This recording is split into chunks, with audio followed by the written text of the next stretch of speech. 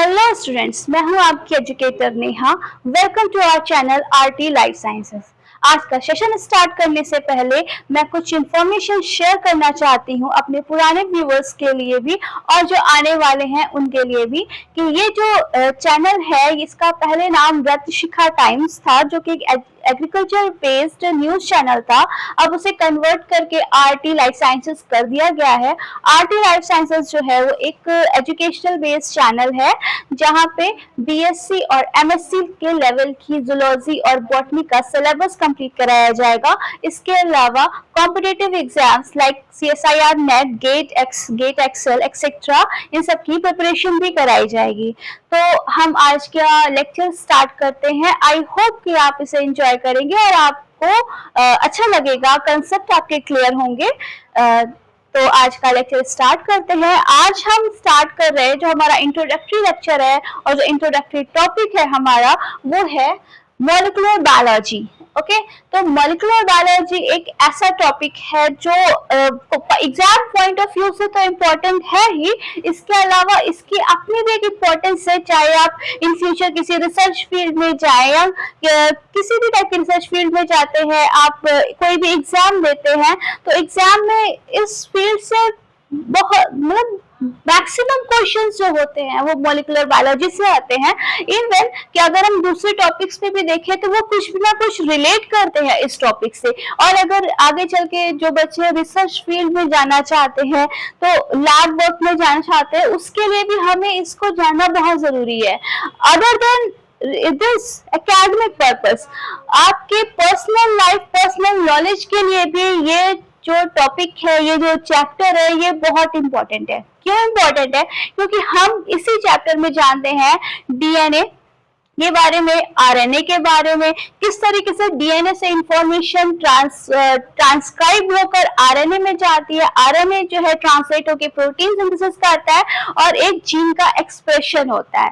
Okay, ये हो सकता है कुछ बच्चों के लिए जो टर्म्स मैं बोल रही हूँ काफी हैवी टर्म्स लग रहे हो, लेकिन जैसे जैसे हम पढ़ेंगे तो यही हैवी टर्म्स और कॉम्प्लिकेटेड चीजें जो है वो इजी होती जाएंगी। तो हम आज अपना लेक्चर शुरू करते हैं। तो हमारा आज का जो सेशन है, वो जो हमारा आज का लेक्चर है, उसका सबसे पहला टॉपिक जो हमारा क्या होगा, जो कि है तो हमारा आज का जो लेक्चर है मॉलिक्यूलर बायोलॉजी पर, उसका जो पहला टॉपिक हम पढ़ने जा रहे हैं वो है सेंट्रल डोग्मा। तो जैसा कि मैंने कहा कि हमारा आज का जो पहला टॉपिक रहेगा वो है सेंट्रल डोग्मा। सेंट्रल डोग्मा क्या होता है, वो इसका डेफिनेशन है, सिंपल डेफिनेशन है कि transfer of information, it may be genetic information from DNA to RNA and RNA to protein. Sorry,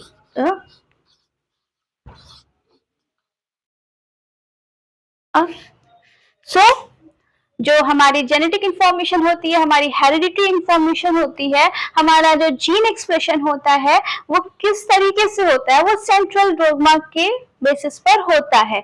molecular biology पूरी की पूरी इसी पर डिपेंडेंट है। अब सेंट्रल डोग्मा को हम डिटेल में एक्सप्लेन करते हैं कि आखिर ये होता क्या है। ठीक है, इंफॉर्मेशन कैसे ट्रांसफर की जाती है इसके बारे में हम जानते हैं।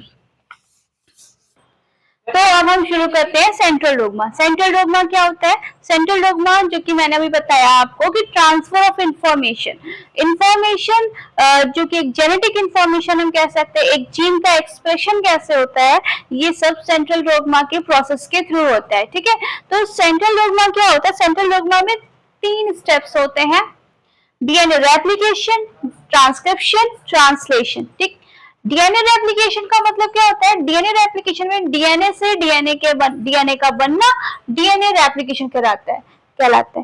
ठीक, डीएनए से डीएनए कैसे बनता है? डीएनए पॉलीमरेज के थ्रू बनता है। ट्रांसक्रिप्शन, डीएनए से आरएनए का बनना। ठीक, डीएनए में कुछ स्पेसिफिक सेगमेंट होते हैं जिसमें कुछ स्पेसिफिक इंफॉर्मेशन होती है, और जब हमें उस इंफॉर्मेशन यानी उस सेगमेंट को हम क्या कहते हैं, डीएनए के जो डीएनए का जो स्पेसिफिक सेगमेंट होता है जिसमें कुछ पर्टिकुलर इंफॉर्मेशन होती है उसको हम जीन कहते हैं। ठीक, उस जीन का एक्सप्रेस होना, वो कैसे एक्सप्रेस होगा, पहले वो डीएनए से आरएनए में कन्वर्ट होना उसे पड़ेगा।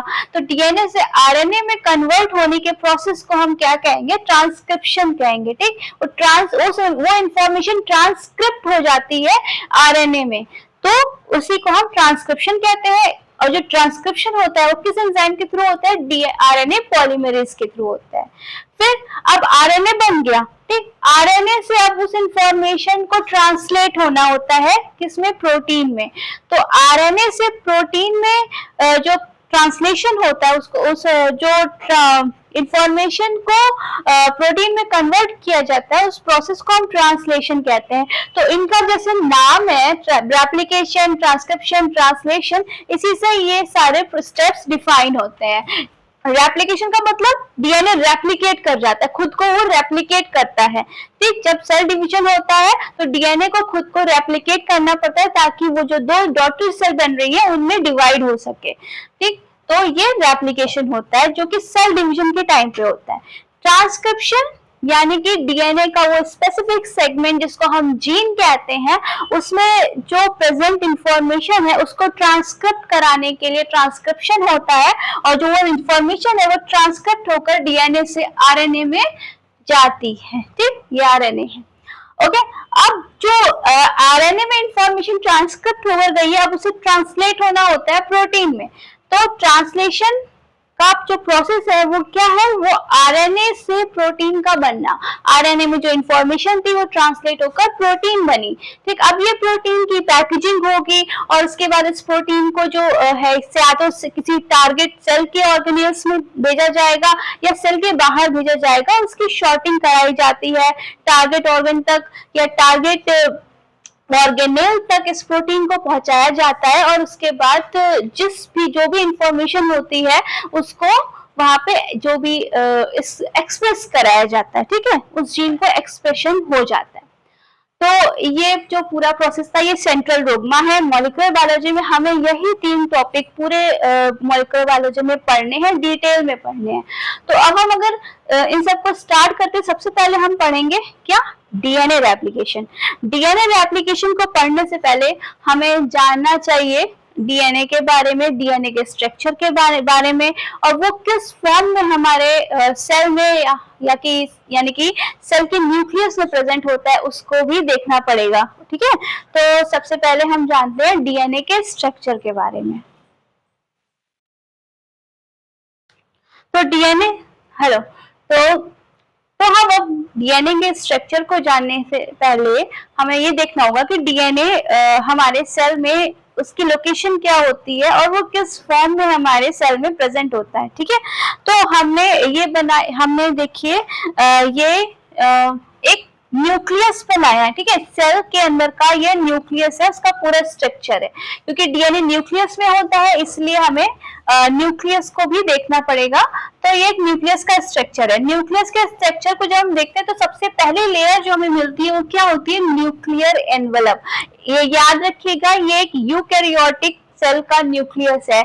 यूकैरियोटिक और प्रोकैरियोटिक में आपने डिफरेंस तो देखा ही होगा। उसके मेजर डिफरेंसेस जो हैं उनमें जो मेजर डिफरेंसेस है उसमें एक मेन डिफरेंस क्या होता है कि जो प्रोकैरियोटिक न्यूक्लियस होता है उसमें ये एनवेलप नहीं प्रेजेंट होता है, और यूकैरियोटिक न्यूक्लियस में ये एनवेलप प्रेजेंट होता है। ठीक है, इसके अलावा बहुत सारे डिफरेंसेस हैं, खैर वो बात तो हम सेल बायोलॉजी में पढ़ेंगे। फिलहाल अभी हम ये जानते हैं कि एक यूकैरियोटिक न्यूक्लियस है। इस न्यूक्लियस में जब हम फर्स्ट देखते हैं तो सबसे पहली लेयर जो होती है वो क्या होती है, न्यूक्लियर एनवेलप। Nuclear envelope. अब न्यूक्लियर एनवेलप कैसे बनता है, न्यूक्लियर एनवेलप में 2 मेम्ब्रेन्स होती हैं। पहली आउटर मेम्ब्रेन होती है और सेकेंडरी जो होती है वो होती है इनर मेम्ब्रेन।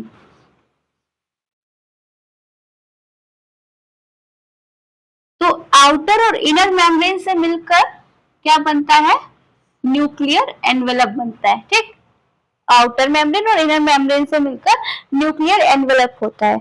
आउटर मेम्ब्रेन जो होती है इसकी, न्यूक्लियस का जो आउटर मेम्ब्रेन होता है वो कंटिन्यू हो जाता है किसके थ्रू, एंडोप्लाज्मिक रेटिकुलम या रफ एंडोप्लाज्मिक रेटिकुलम कह सकते हैं। तो यही जो आउटर मेम्ब्रेन होती है ये कंटिन्यू हो जाती है रफ एंडोप्लाज्मिक रेटिकुलम में, ठीक है। तो ये रफ एंडोप्लाज्मिक रेटिकुलम में ये एक्सटेंड हो जाती है आगे की तरफ। जो इनर मेम्ब्रेन होती है ये न्यूक्लियस के स्ट्रक्चर को एक फ्रेमवर्क प्रोवाइड कराती है, एक स्ट्रक्चर प्रोवाइड कराती है, सपोर्ट करती है, स्ट्रक्चर सपोर्ट प्रोवाइड कराती है न्यूक्लियस को, ठीक। इस इनर मेम्ब्रेन से अटैच्ड एक प्रोटीनेशियस लेयर होती है, ये जो रेड कलर से बनी है इसको, ये क्या होती है, लेमाइन प्रोटीन की लेयर होती है।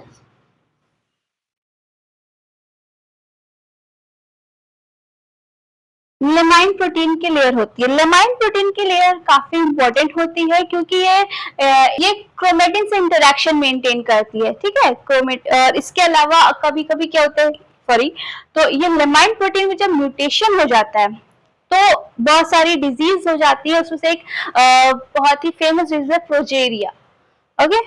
अब हम जब अब लेमाइन प्रोटीन हमने न्यूक्लियर एनवेलप कर लिया, अब इसके बाद में आप देख रहे होंगे ये जो बीच बीच में स्पेसेस हैं, ठीक है, ये क्या है, ये है न्यूक्लियोपोर।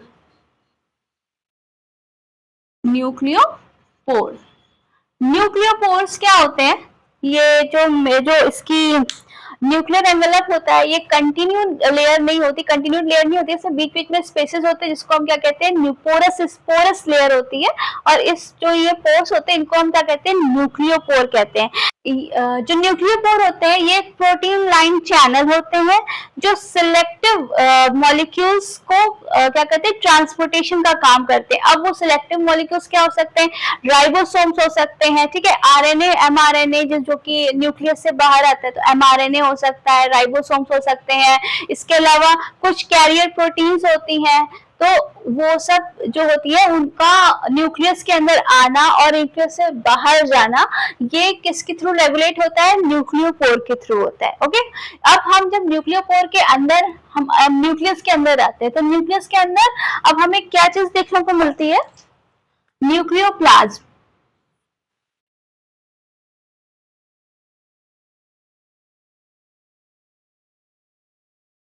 Nucleoplasm, nucleoplasm is a type of protoplasm. हमें पता है कि हम सेल के अंदर का जो फ्लूइड मटेरियल होता है, जो लिक्विड मटेरियल होता है उसको हम क्या कहते हैं, उसको हम प्रोटोप्लाज्म कहते हैं। तो जब प्रोटोप्लाज्म को जब न्यूक्लियस बनता है तो जो न्यूक्लियस के अंदर का जो फ्लूइड मटेरियल होता है उसको हम न्यूक्लियोप्लाज्म कह देते हैं, और न्यूक्लियस के बाहर का जो फ्लूइड मटेरियल होता है या फ्लूइड होता है उसे हम क्या कहते हैं, उसे हम साइटोप्लाज्म कहते हैं। तो न्यूक्लियोप्लाज्म क्या है, is a type of protoplasm inside the nucleus, okay। तो ये न्यूक्लियोप्लाज्म। अब इसके अंदर आएंगे तो इसके अंदर एक और स्ट्रक्चर दिखता है और इसको हम क्या कहते हैं, न्यूक्लियोलस। तो जो न्यूक्लियोलस होता है ये बेसिकली एक साइट ऑफ राइबोसोम बायोजेनेसिस होती है, okay, primary site of ribosome biogenesis. Ribosomes का जो फॉर्मेशन होता है वो कहाँ होता है, न्यूक्लियोलस में होता है। इसके बाद हम जो स्ट्रक्चर देख रहे हैं जो हमारा ये क्या है, ये है क्रोमेटिन। क्रोमेटिन बेसिकली ये हिस्टोन प्रोटीन और डीएनए से मिलकर ये एक स्ट्रक्चर बनता है। क्रोमेटिन का स्ट्रक्चर कुछ ऐसा होता है, it is a beaded sting like structure like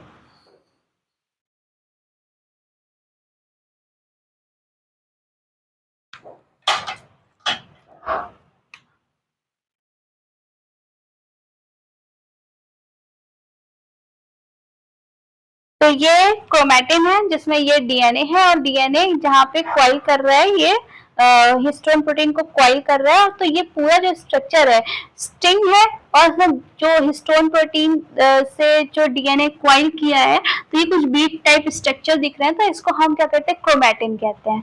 तो हमने डीएनए की लोकेशन देख ली कि ये जो है कैसे मिलता है हमें क्रोमेटिन के फॉर्म में। जब नॉर्मल सेल होती है, मतलब सेल डिवाइड नहीं कर रही होती है, तब हमें डीएनए क्रोमेटिन के फॉर्म में हमें हमारे सेल के अंदर प्रेजेंट होता है।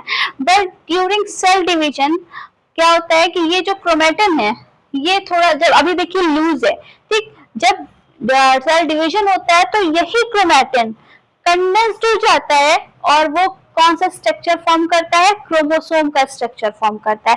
क्रोमोसोम का स्ट्रक्चर कुछ इस तरीके से होता है ना,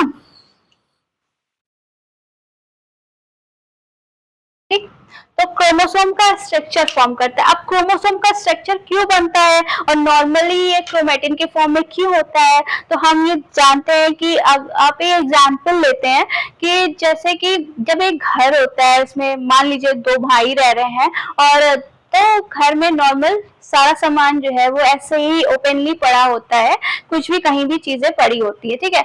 जब अगर मान लीजिए उन दोनों भाइयों में अब उनको डिवाइड करना है, घर को और घर की चीजों को डिवाइड करना है आपस में, तो हम क्या करते हैं, हमें पहले सारी चीजों को पैक करके रखना पड़ता है, तभी हम उसे इक्वली डिवाइड कर सकते हैं। तो कुछ ऐसा ही होता है कि क्रोमेटिन पहले ऐसे ही लूजली पड़ा होता है, और उसके बाद जब हम सेल का डिवीजन हो रहा होता है तो इसको क्या किया जाता है, इसको कंप्रेस किया जाता है, और उसको कंप्रेस करके क्रोमोसोम के फॉर्म में क्या कहते हैं, इसको डीएनए रेप्लिकेट करेगा क्रोमोसोम के फॉर्म में। इसको हम कंडेंस्ड फॉर्म में, जो क्रोमेटिन का कंडेंस्ड फॉर्म होता है उसमें हम इसको कन्वर्ट हो जाता है, और जो क्रोमेटिन का कंडेंस्ड फॉर्म होता है उसको हम क्रोमोसोम कहते हैं। क्रोमोसोम जब डिवीजन होता है तो यही क्रोमोसोम डिवाइड करते हैं, ठीक है। अगर लूज होता है तो सही से डिवीजन नहीं हो सकता, क्योंकि ये भी हो सकता है कि किसी सेल में ज्यादा डीएनए पहुंच जाए, किसी में कम आ जाए, तो उसके लिए जो क्रोमेटिन है वो कंडेंस्ड होकर क्रोमोसोम बनाता है, और फिर इक्वली डिवीजन हो जाता है जब सेल डिवीजन का टाइम होता है। ओके, तो अब हम जानते हैं कि डीएनए हमारे न्यूक्लियस में किस फॉर्म में प्रेजेंट होता है।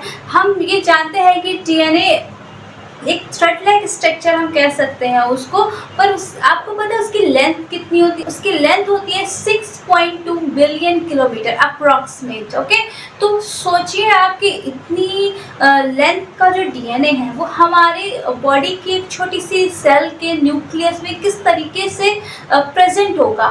तो ये काफ़ी कॉम्प्लेक्स चीज़ है और काफ़ी इंटरेस्टिंग चीज़ है जिसे हमें जानना चाहिए। अब उसे जानने के लिए कि किस तरीके से इतना लंबा डीएनए हमारे सेल के न्यूक्लियस में किस तरीके से प्रेजेंट होता है, इसलिए हम उसे उसकी पैकेजिंग के थ्रू देखते हैं कि किस किस प्रोसेस के थ्रू ये डीएनए हमारे सेल के न्यूक्लियस में फिट हो जाता है, या कह सकते हैं प्रेजेंट होता है, तो वो देखते हैं। ओके, तो ये डीएनए, ठीक है, नॉर्मल डीएनए। अब कोई भी चीज़ हमें पैक करनी होती है, एक से आपने देखा हुआ ऊन का जो बॉल होती है ना, वुलन बॉल होती है, उसको क्या करते हैं, उसको हम उसे पैक करते, उसे रोल करते रहते हैं ना, ताकि वो इतना लंबा जो थ्रेड होता है वुलन का वो रोल होकर छोटे से बॉल में कन्वर्ट हो जाए, ताकि उसे हम इजी टू कैरी कर सकें।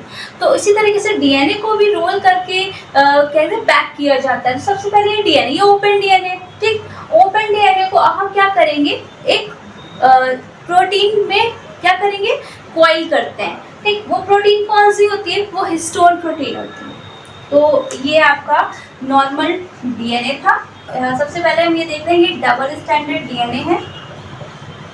ओके, डबल स्टैंडर्ड डीएनए है। अब ये डीएनए क्या होगा, हिस्टोन प्रोटीन जो हमारे न्यूक्लियस में प्रेजेंट होती है, उस हिस्टोन प्रोटीन के ऊपर ये 2 बार कॉइल करता है, ठीक है, 2 बार ये उस पर कॉइल करता है। तो डीएनए और हिस्टोन प्रोटीन मिलकर क्या बनाते हैं, ये एक स्ट्रक्चर का फॉर्मेशन करते हैं, उसे हम क्या कहते हैं, न्यूक्लियोसोम।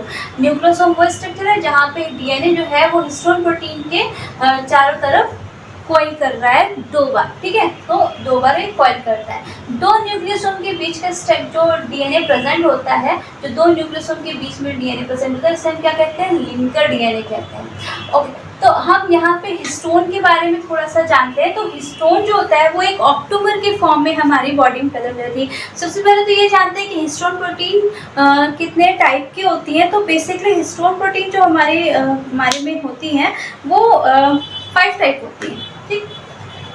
कौन कौन सी होती हैं, H1, H2A, H2B, H3 and H4, ये 5 टाइप की हिस्टोन प्रोटीन्स होती हैं। तो ये जो 5 टाइप की हिस्टोन प्रोटीन होती है, इसमें से जो ये 4 हिस्टोन होती हैं, ये 4 histone protein H2A, H2B, H3, H4 ये पार्टिसिपेट करती है न्यूक्लियोसोम वाले स्ट्रक्चर में। और जो ये H1 प्रोटीन होती है, ये कहाँ प्रेजेंट होती है? ये प्रेजेंट होती है लिंकर डीएनए पर।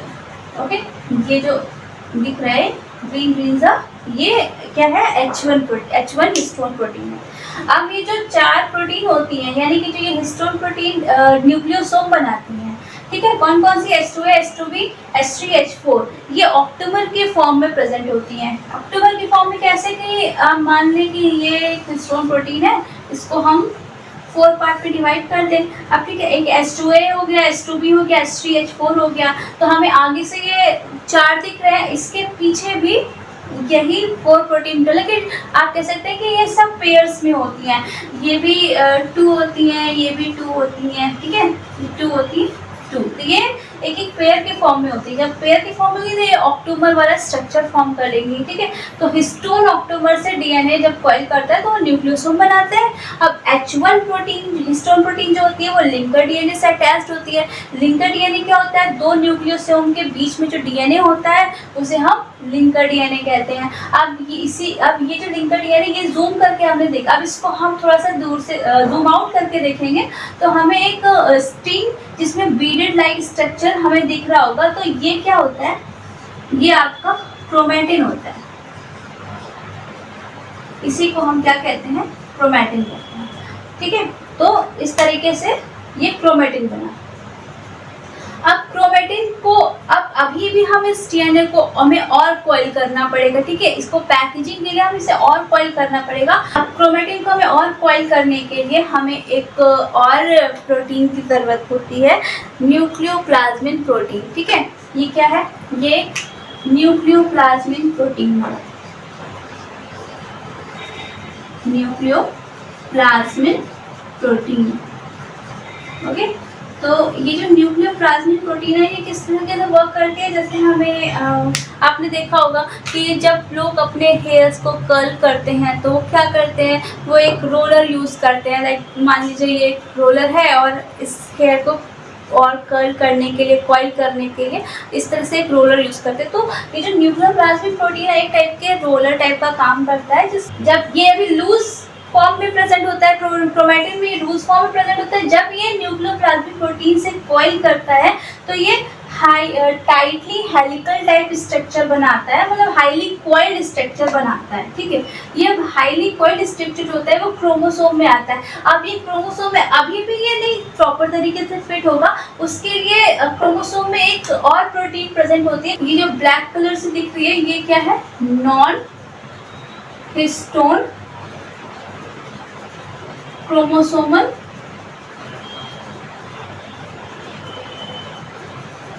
प्रोटीन। ओके, तो अब ये जो हाईली कॉइल्ड डीएनए है या क्रोमैटिन है, ये अब क्या करेगा? ये क्रोमोसोम के अंदर जाएगा और जो ये नॉन हेलिकल क्रोमोसोमल प्रोटीन है इसके अंदर भी और भी ज़्यादा कॉइल करके ये फिट हो जाता है, ठीक है। अब ये क्रोमैटिन था, इस क्रोमैटिन का ही जो ये कंडेंस्ड फॉर्म है इसको हम क्या कह रहे हैं? इसको हम कह रहे हैं क्रोमोसोम। ये क्रोमोसोम है। तो अब यहाँ से एक आपको इस जर्नी, जो ये डीएनए से क्रोमोसोम तक की जर्नी है, इसको मैं एक बार और रिपीट करती हूँ। पहले डीएनए डबल स्टैंडर्ड था, ठीक है, ओपन डीएनए था, डबल स्टैंडर्ड था। अब ये डीएनए को हमें पैक करना है तो हमें क्या किया? हमने इसे हिस्टोन प्रोटीन के साथ में कॉइल करा दिया।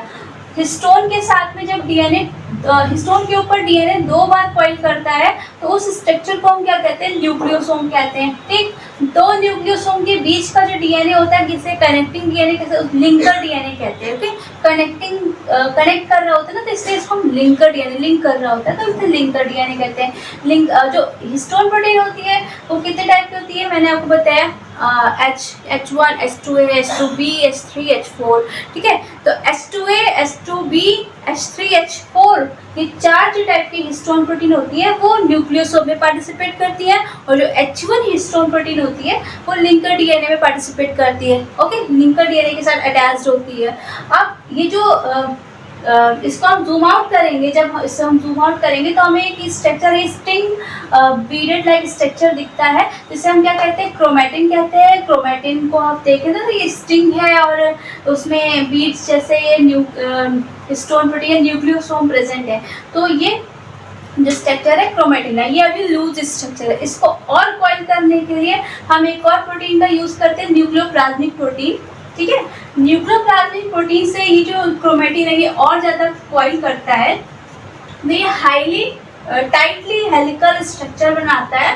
अभी जो टाइट हेलिकल स्ट्रक्चर है ये फिर क्रोमोसोम के अंदर जाता है और क्रोमोसोम में जाने के बाद ये नॉन हिस्टोन क्रोमोसोमल प्रोटीन में जाके फिर से कॉइल करता है और फिर ये काफ़ी पास कॉइल करके कंडेंस्ड फॉर्म में क्रोमोसोम में पूरा डीएनए फिट हो जाता है। ठीक, तो अब इस कंडेंस्ड फॉर्म ऑफ डीएनए या कंडेंस्ड फॉर्म ऑफ क्रोमेटिन को हम क्या कहते हैं, हम इसको क्रोमोसोम कहते हैं।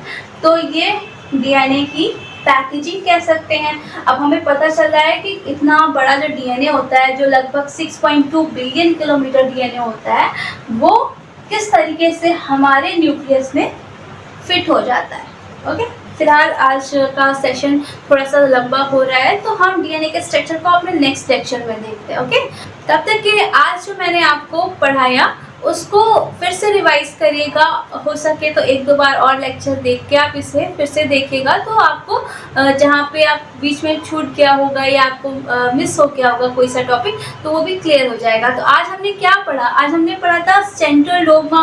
सेंट्रल डोग्मा के 3 स्टेप्स होते हैं, कौन कौन से, डीएनए रेप्लिकेशन, ट्रांसक्रिप्शन, ट्रांसलेशन।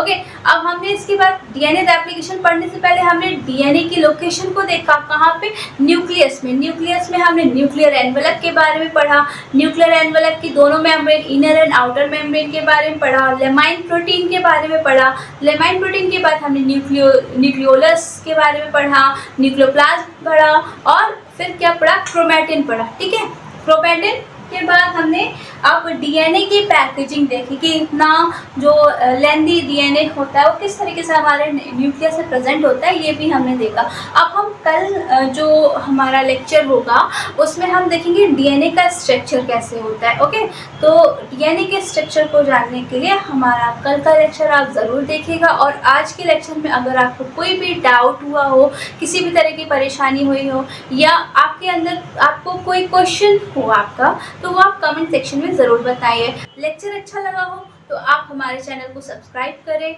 और इसे ज़्यादा से ज़्यादा शेयर करें, लाइक करें। Thank you.